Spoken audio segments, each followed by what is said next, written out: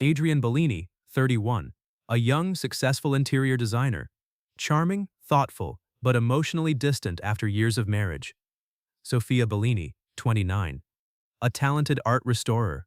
Warm, beautiful, funny, and deeply devoted to Adrian, even though she secretly feels that the man she married has slowly disappeared. Florence was glowing beneath the evening lights.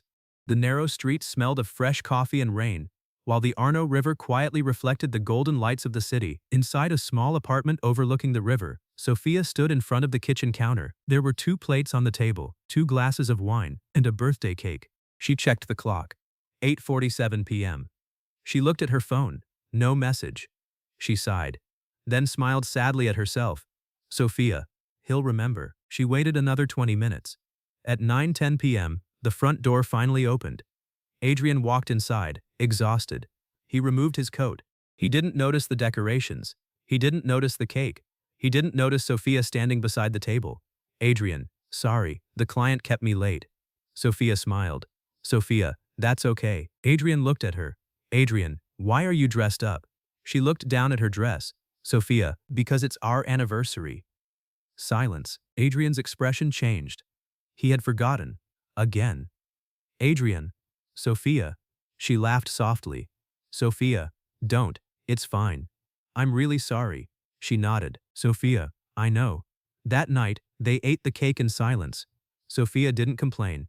She never did. But before going to sleep, she opened a drawer beside the bed. Inside were old photographs. Their first date, their wedding, their honeymoon.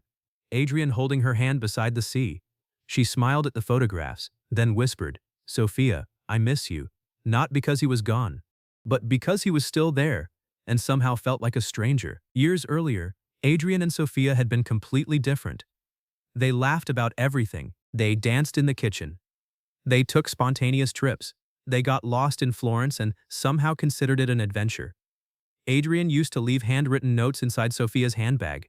You looked beautiful today. Don't forget your umbrella. I love you more than yesterday.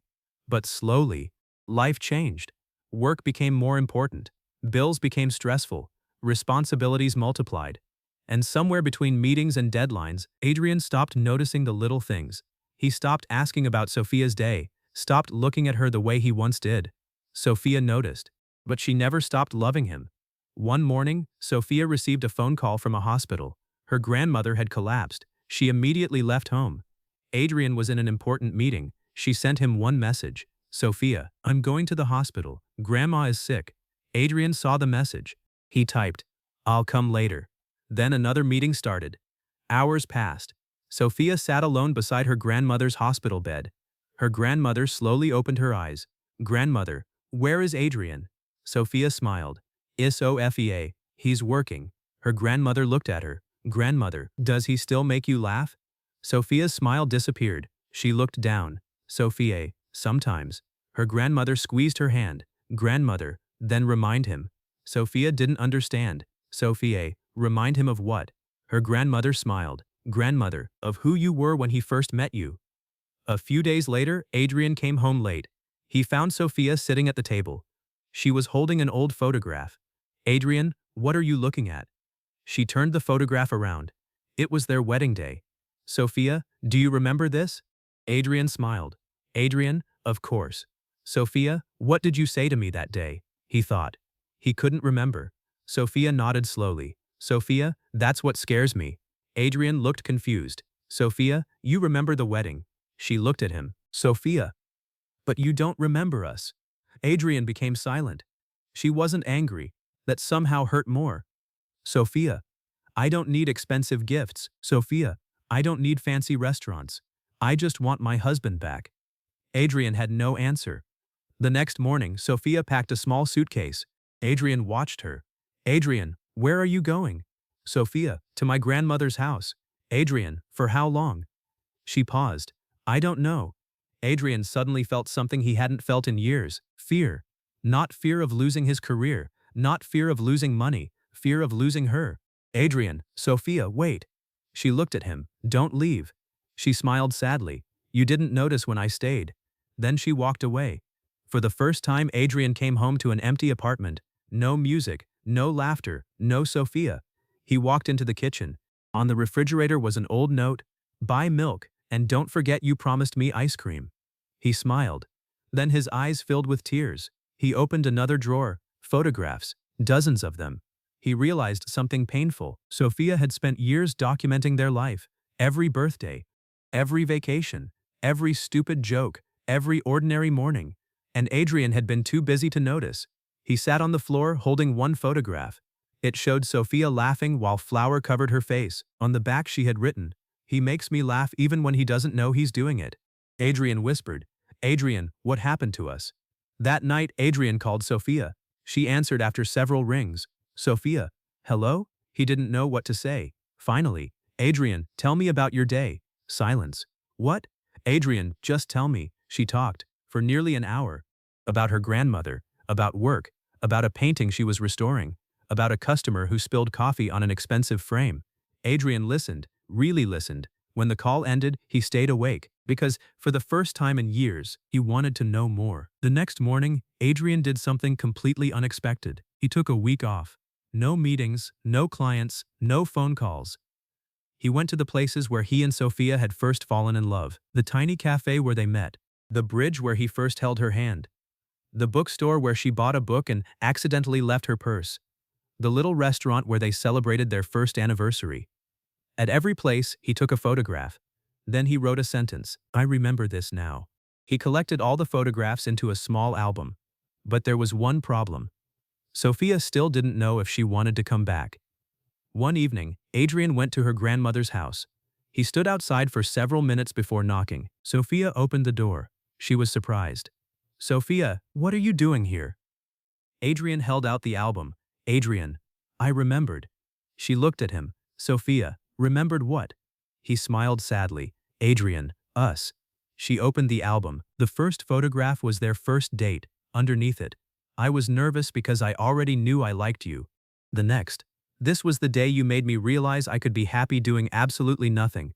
Another, "I forgot how beautiful you looked when you were angry at me." Sofia laughed through tears. Then she reached the final page. There was no photograph, only a sentence. "I don't want to fall in love with the woman I married." Sofia looked confused. Adrian continued, "I want to fall in love with you again." Her eyes filled with tears. Sofia hugged him. But it wasn't the ending yet, because Adrian had one more secret. He had received a job offer in Paris. A major project. The biggest opportunity of his career. And it required him to leave Florence for 2 years. He hadn't told Sofia. He had already decided to reject it. Sofia discovered the letter. SOFAA. "You turned this down?" Adrian. "Yes. SOFAA. Why?" Adrian. "Because I spent years choosing my career over you." He looked at her. Adrian. "I'm not making that mistake again." Sofia shook her head. "No." Adrian looked surprised. "Don't give up your dreams for me." She took his hand. Adrian. "No. Over you she. I don't want a husband who sacrifices his life for me." She smiled. Adrian. Adrian looked surprised. "Don't give up your dreams for me." She took his hand. Adrian. Sofia smiled. "Take the job." He stared at her. "We'll go together." They moved to Paris temporarily. But they promised each other something. No matter how busy life became, they would never stop noticing each other. Every morning, Adrian left Sofia a note. Every evening, they had dinner together. They traveled. They argued. They laughed. They learned how to love each other again. But 6 months later, something unexpected happened. Sofia received a letter. It was from her grandmother. Her grandmother had passed away peacefully. Sofia broke down. Adrian held her. She cried against his chest. "Adrian, I wasn't ready." Adrian. "I know." Adrian. "She told me to remind you." Adrian understood. He held her tighter. Adrian. "She knew." "Knew what?" Sofia smiled through tears. "That we would find our way back." 1 year later, Adrian and Sofia returned to Florence. They opened a small art studio together. Sofia restored paintings. Adrian designed interiors. Their studio overlooked the Arno. On the wall hung one photograph, their wedding photograph. But beside it was another, a recent photograph. Both of them laughing. Older, happier, still together. A visitor once asked Adrian, "Visitor, how long have you been married?" Adrian looked at Sofia, then smiled. Adrian. "Almost 10 years." The visitor smiled. "What's the secret?"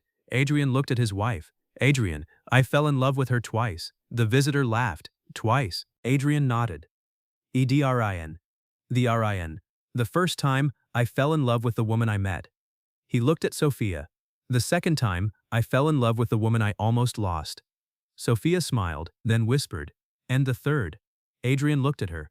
That's happening every morning. Sophia laughed. He reached for her hand. Outside, Florence glowed beneath the setting sun. The same city where their love had begun. The same city where it had almost ended. And the same city where two people discovered that sometimes you don't need a new love. You simply need to look again at the person you've been loving all along. Because the greatest love stories aren't always about finding someone new. Sometimes they're about finding the person you already have, all over again. The end.